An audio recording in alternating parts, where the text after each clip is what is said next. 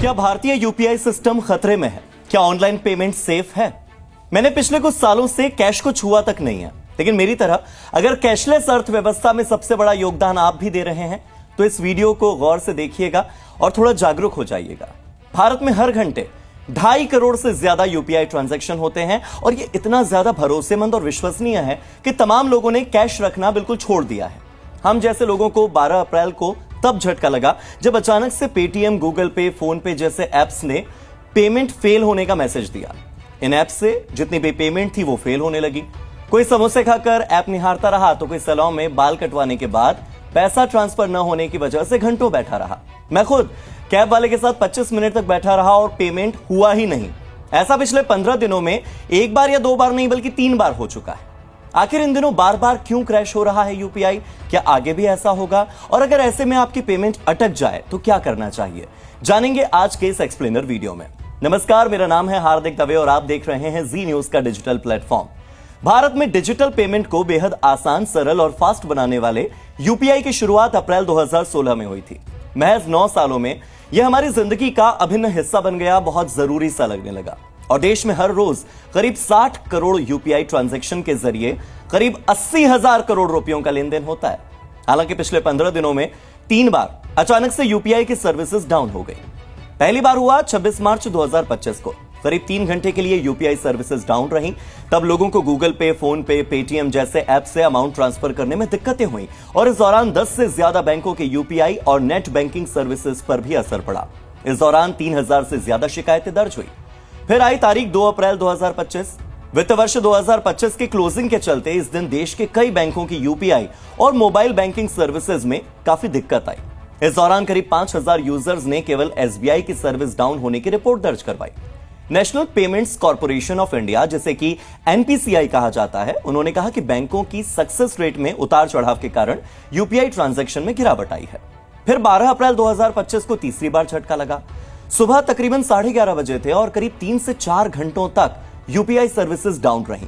Down detector के मुताबिक समस्या फेस कर रहे करीब 81% लोगों को पेमेंट करने में दिक्कत आई, 17% लोगों को फंड ट्रांसफर करने में दिक्कत आई और करीब 2% लोगों को खरीदारी करने में समस्या का सामना करना पड़ा। इस दौरान तमाम यूपीआई एप्स पर 1168 से ज्यादा शिकायतें मिली। सवाल यह कि आखिर बार बार यूपीआई सर्विसेज डाउन होने के पीछे की वजह क्या है?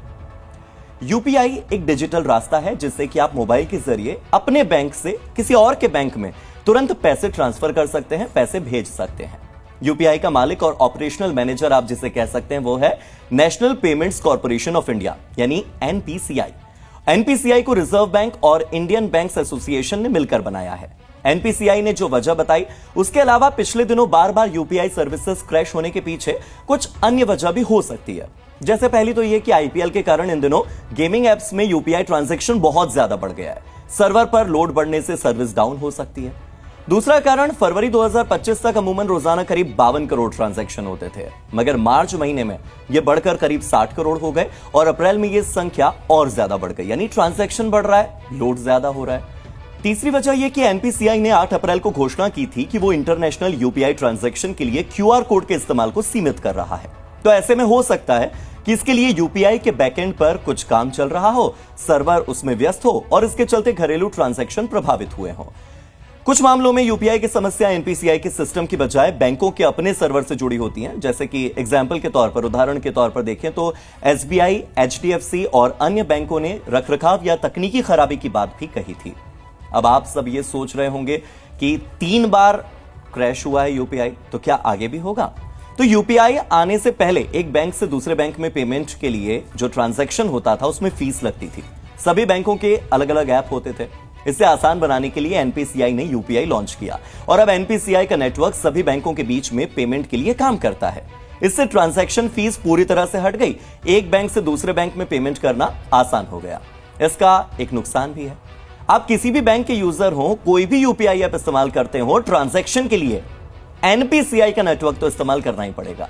ऐसे में अगर इस नेटवर्क में कोई दिक्कत आ गई या ज्यादा लोड बढ़ गया तो पूरा यूपीआई सर्वर प्रभावित हो जाता है।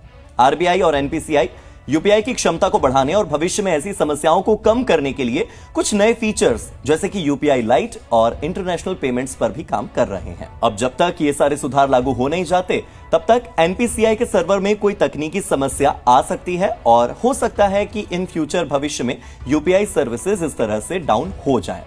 अब आने वाले समय में आपकी डिजिटल पेमेंट अगर अटक जाएगी तो आपको करना क्या है ये भी मैं आपको बता देता हूं। अगर आपका पेमेंट भी इसी तरह से अटक जाता है जिस तरह से 12 अप्रैल को अटका था तो घबराने की बिल्कुल जरूरत नहीं है। आपका पेमेंट या तो रिसीवर के खाते में चला जाएगा या वापस आपके बैंक अकाउंट में आ जाएगा। आमतौर पर यह कुछ मिनटों में क्लियर हो जाता है। इसमें ज्यादा से ज्यादा 72 घंटे का वक्त लगता है। कोई भी पैसा बीच में अटक नहीं सकता। इस दौरान आपको डबल पेमेंट से अगर बचना है, यानी कि अगर आपका ट्रांजैक्शन पेंडिंग भी दिखा रहा है, आपने कैश पेमेंट भी कर दिया है, तो बाद में वो यूपीआई ट्रांजैक्शन अगर सक्सेसफुल हो गया तो आपके तो दोहरे पैसे लग गए। इससे बचने के लिए आपको पेमेंट ट्रांसफर होने का इंतजार करना है और अगर कैश दे रहे हैं तो रिसीवर की जो कॉन्टैक्ट डिटेल है, उनका जो फोन नंबर है वो जरूर लीजिए ताकि दोहरे पेमेंट की स्थिति में आपको आपका पैसा वापस मिल सके। अगर मन में यह सवाल उठ रहा है कि क्या बार बार सर्विस डाउन होने पर बैंक में रखा हुआ आपका पैसा सेफ है या नहीं, सुरक्षित है या नहीं, तो देखिए बैंक में रखा हुआ आपका पैसा पूरी तरह से सेफ है, सुरक्षित है, क्योंकि यूपीआई सर्विसेज डाउन होने से उस पैसे पर कोई असर नहीं पड़ता है। यूपीआई पेमेंट बिल्कुल सिक्योर होती है। सबसे पहले यूपीआई एप्स जैसे कि गूगल पे, फोन पे में लॉक या फिंगरप्रिंट होता है। हर बार ट्रांजैक्शन से पहले आपको अपना यूपीआई पिन डालना पड़ता है। बैंक और एनपीसीआई के सर्वर बहुत ज्यादा सिक्योर होते हैं। सर्विस डाउन होने के कारण अगर पेमेंट के दौरान अकाउंट से पैसे डेबिट हो भी गए, यानी कि पैसा चला भी गया, ट्रांजैक्शन फेल हो जाता है, तो वो पैसे वापस आपके अकाउंट में आ जाते हैं, वो सुरक्षित रहते हैं। क्या आपको यह पता है कि भारत का ये जो पेमेंट सिस्टम है ये पूरी दुनिया में धमक जमा रहा है और इसकी बातें हर तरफ हो रही हैं। पिछले साल जनवरी में फ्रांस के राष्ट्रपति इमैनुअल मैक्रोन भारत आए थे। इस दौरान अपनी स्पीच में उन्होंने कहा कि मैं प्रधानमंत्री नरेंद्र मोदी के साथ पी गई चाय कभी नहीं भूलूंगा, क्योंकि इसका पेमेंट यूपीआई से हुआ है। उनके लिए बड़ी बात है।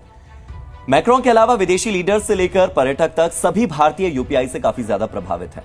इससे पेमेंट बहुत जल्दी होता है, आसान तरीके से होता है, बिल्कुल सुरक्षित तरीके से हो जाता है और हर समय अपने साथ आपको कैश रखने की या कार्ड रखने की जरूरत पड़ती ही नहीं है। मोबाइल के एक क्लिक पर बड़े से बड़ा पेमेंट हो जाता है। आजकल तो लिमिट भी बढ़ गई है। यह खासियत दुनिया भर के लोगों को भारतीय यूपीआई सिस्टम से आकर्षित कर रही है। 2021 में सबसे पहले भूटान ने इसे अपनाया था। इसके बाद यूएई, फिर कतर और फ्रांस ने भी यूपीआई से प्रभावित होकर इसे अपने देश में लॉन्च किया। जापान और ब्रिटेन समेत कई देश हैं जो कि यूपीआई को अपनाने की मंशा जताते हैं, लेकिन कैशलेस इकोनॉमी की अगर बात की जाए तो यह कहना बिल्कुल सही होगा कि सारे जहां से अच्छा हिंदुस्तान हमारा। जी न्यूज़।